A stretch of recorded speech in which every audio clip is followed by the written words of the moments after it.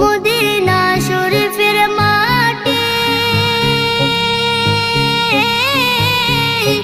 আমার চোখে মুখে বুকে মাখিও। এমন পবিত্র মাটি, এমন পবিত্র মাটি আমার নবীর রওজায়।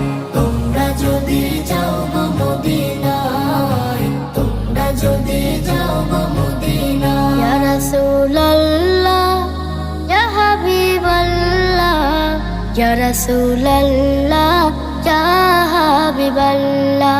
মদিনা শরীফের মাঝে বেহেশতের বাগান আছে ও।